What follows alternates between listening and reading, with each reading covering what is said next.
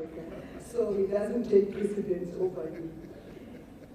And as we appreciate the interactions, I'd like to hand over to yourself, Your Excellency, Mr. President, to then give us directives as we launch this presidential Johannesburg working group, and you send us to our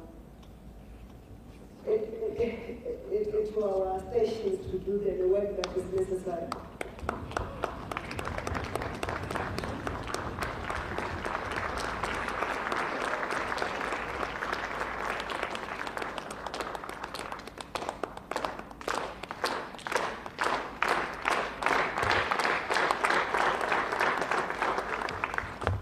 Thank you. Let's be seated, please.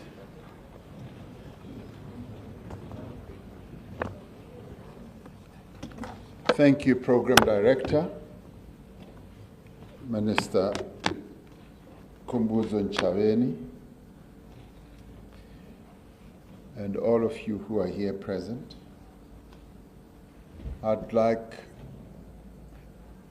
to say on this issue of being number one resident or number one citizen, I'm happy for the mayor to be number one so long as that number one status goes with reducing my rates and taxes for Johannesburg.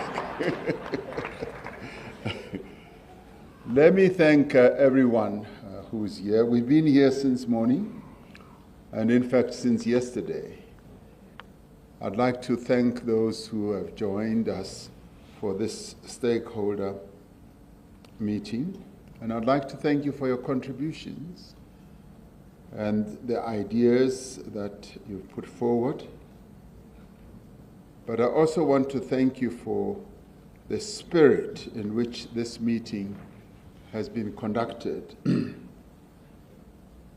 particularly by those organizations who, when invited, have taken the trouble and the time to come here. You have proven to me that you are indeed organizations that are deeply invested in the life of this city.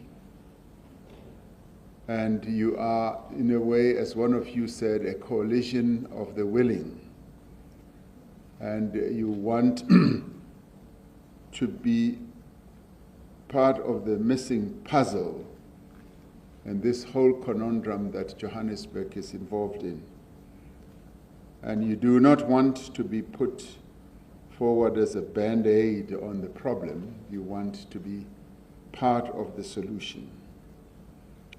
And I want to thank the mayor and indeed my office for having amassed the whole gallery of organizations that are here, representing the various formations of civil society, ranging from young people to business to academia, and we would have had religious as well, and trade unions.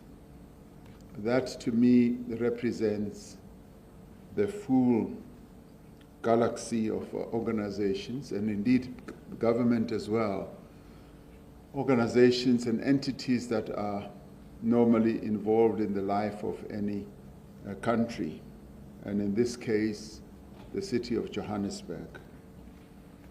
And all of you who spoke this afternoon demonstrated a great deal of passion, but you also represented or demonstrated concerns, and some a little bit of anger, which you expressed, and some came forward with very practical solutions and ideas, and some of you demonstrated how much work you've been doing, from either recalibrating the Mandela Bridge and also enhancing collaboration and discussion and debate and putting people together to discuss the challenges that this city is facing. So that for me is really heartwarming. And it's heartwarming because all of you have shown that collaboration is a really powerful instrument. And it is the reason why you are all here. And you are here because you want to be part of what we do to address what Johannesburg is going through. Today is a truly momentous day, a day in which we actually consolidate what has been done before. It's not the first time that we're bringing people together to talk about the challenges that Johannesburg is facing. It has been done, but today we're doing it with greater effectiveness because we brought all the levels of government, national, provincial, local, as well as all other stakeholders that matter in the life of Johannesburg. So today we've heard your concerns and the proposals that you've put forward to improve not only service delivery, but also how we can drive inclusive growth here in Johannesburg. Now, as a resident of Johannesburg myself, I do share the concerns that have been expressed about the deterioration of the city, the services, and the infrastructure. Over the last 2 days, members of the National Executive of the country have engaged the leadership of Gauteng, as well as the leadership of Johannesburg, the city, on the key challenges that are facing our city and our province, and finding ways of doing what needs to be done to address these challenges. I must say that we are committed to ensuring that through cooperation amongst the three spheres of government, we will urgently attend to the challenges. We may well have said so in the past, but the enormity of the challenges and the problem compels us to now say we are going to redouble our efforts. Because Johannesburg is a special place. And earlier I said, Johannesburg is too big to fail, and we're not going to allow it to fail. We're going to work hard to restore Johannesburg to its old glory. We're going to work hard to ensure that its neighborhoods and townships are restored to what they should be, and development does take place. We want also the rich history of this town, this city, to be restored. It's been a city of struggle, it's been a city of great progress that has been seen, but it has now become stuck in a rut, and we now need to boost Johannesburg and take it out of the rut it is in. And we have a number of positives that we can rely on. Johannesburg's diversity has always been its greatest strength.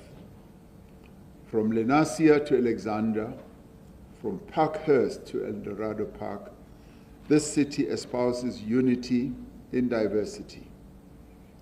In the democratic period, Johannesburg has become one of the foremost cultural, political, and economic centers in our country. It is therefore vital for the country's future that Johannesburg should be restored to its former glory. And perhaps its new glory, because it needs to go beyond its former self, and it needs to be a modern Johannesburg that responds to the times that we live in. The Government of National Unity has prioritized reaching a higher percentage of growth than where we are to create the jobs that South Africa needs. Our metropolitan areas are obviously going to be critical to drive this growth.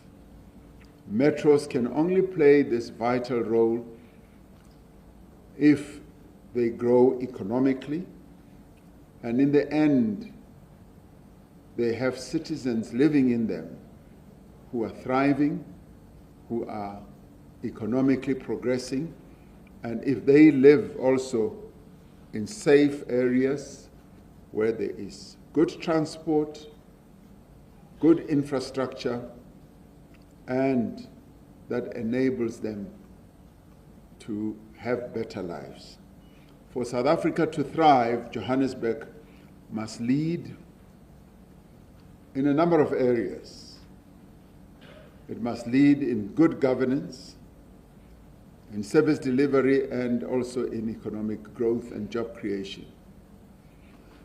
I've heard today how the ongoing disruptions in water and in electricity provision are making the lives of residents very difficult. I've also heard how deteriorating road infrastructure, not only heard but also experienced it myself, how the potholes that are littered all over our streets and roads, how our bridges that are unsafe, how our dysfunctional street lights are making life difficult for the residents of this city. We are equally concerned about the closure of public facilities like the Johannesburg Library, where I used to study, but also where I used to go and borrow books as a young man. The Johannesburg Art Gallery and the Metro Center are also in decline, but I also had some good news. The mayor told me that the Johannesburg Library should be opening later this month or early next month. That's good news. Unfinished and delayed infrastructure projects, including Rea Vaya bus stations and the refurbishment of Lillian Ngoyi Street, must be prioritized. We also share the sentiment that there needs to be a collaborative focus on rejuvenating the inner city of Johannesburg and the city's townships. I related earlier, and I will not repeat it, how driving through the streets of Johannesburg, I became more and more disheartened by the state of the city. Through the Department of Cooperative Governance, National Treasury, and provincial government, we are supporting the city of Johannesburg to stabilize its governance and financial affairs. Minister Tlhabisa and his department and Minister Godongwane are having a paying razor focus attention on assisting the city to address many challenges that it faces. Now, we need to ensure that we unlock service delivery backlogs and begin to address the backlog in infrastructure provision. I must say that I was very disturbed when I heard Dr. Ledger talking about how the money that we allocate for supporting indigent families, about 560 rand per month, to assist them with water and electricity, is only allocated to 100,000 households when we have budgeted for 1,100,000. I regard this as a real disgrace and terrible, and it's something I want to see corrected immediately. That must happen. We allocate 70 billion rand a year for supporting indigent families throughout the country. And to have Johannesburg utilizing the money that is allocated to 1 million households and utilize it for general operation costs is something that's unacceptable. That money that is allocated to support indigent families is precisely the money. A number of people experienced how eThekwini Durban particularly has improved during the holidays when they thronged to Durban, which used to be the